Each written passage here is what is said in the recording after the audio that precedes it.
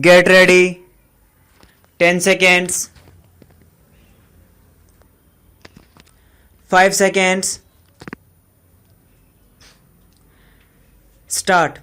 Mr. Chairman, Sir, I support the President's address and also the motion of thanks moved by Shri Gadgil.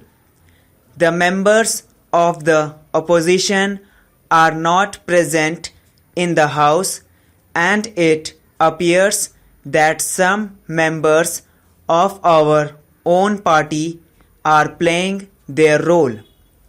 It is good for the opposition to play their role, and it is also good to point out one's own shortcomings in the interest of the country. At the same time, I differ with some of the points referred to by my friends. With regard to matters concerning women, it is necessary to understand that immediate results cannot be expected of measures taken by the government. It is a long drawn process, and we would be able to achieve the results of those programs which have been formulated in due course. Respect of women varies from one family to the other, but I am sure that my honorable friend must be giving due respect to the women folk in his family. It is natural that everyone will have to change his attitude towards women in order to give respectable position to them in the society, and no government can reform the society within a few days. It is possible to change the psyche and morale of the people through launching effective programs. The programs being implemented by our government would bear results in due course. One honorable friend is quite senior and has been active in politics for the last 40 years. He is fully aware of what politics used to be in the British period. The Honorable President has also mentioned it in his address. The issue of terrorism in Bihar and Andhra Pradesh has been highlighted in it. It is absolutely true that the states of Bihar, Uttar Pradesh, Odisha, and West Bengal were badly affected by feudalism. Its main reason was that the British rulers entered the country through West Bengal, and the states of Bihar and Uttar Pradesh were badly affected by landlordism. Many changes have taken place in the last 40 years. It would be unfair to say that only Bihar is the center of terrorist activities. We are aware of the fact that feudalism had the maximum impact on the states of Bihar and Uttar Pradesh, but the programs implemented by our government in the last 40 years have checked this trend. We always forget that along with one's gradual development, one automatically develops negative thinking also. We should not anticipate development only in the positive sense. It includes negative aspects too. When a poor man becomes rich, his mode of thinking is not changed.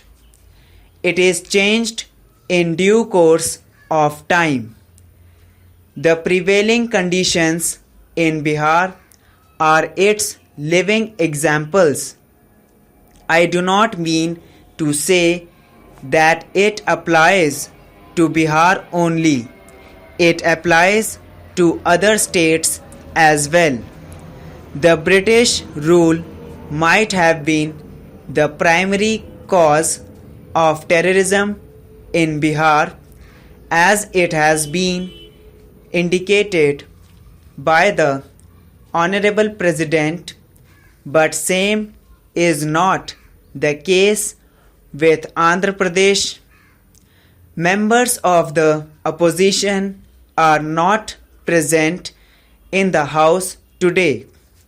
The state government is chiefly responsible for encouraging feudalistic tendencies in the state of Andhra Pradesh. Another important issue covered in the President's address is agriculture.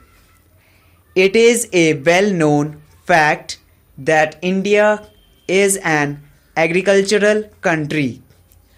Never before so much attention has been paid in this field as it has been paid during the last 10 years. We can prove this through the fact that we have succeeded in achieving the target of 3.6% growth rate in spite of facing the drought situation.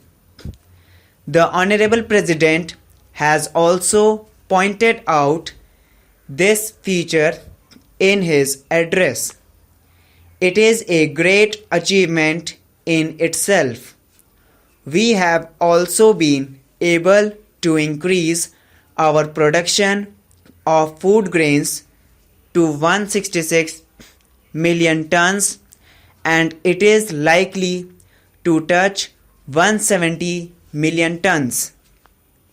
The whole credit for this achievement goes to farmers and agricultural labor of the country.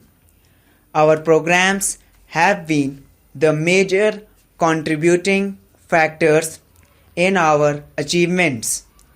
The schemes for farmers envisaged in the last budget, which are presently under operation by the government, have had their substantial impact on the record production of food grains. Even in future, we will be able to show the entire world that in the field of agriculture, India stands amidst the advanced countries of the world. Another major achievement of our government under the leadership of Honorable Shri Rajiv Gandhi has been the development of science and technology. By developing rural areas in any form, we are in effect developing the country. The present budget has many welcome provisions related to the development of rural areas. What is sad about it is that whenever there is such a budget, we find a number of obstacles in our way. We have not been able to implement some of the programs of the last year's budget. I would suggest that all the provisions made in the central budget should be evaluated at the state level and at the district level.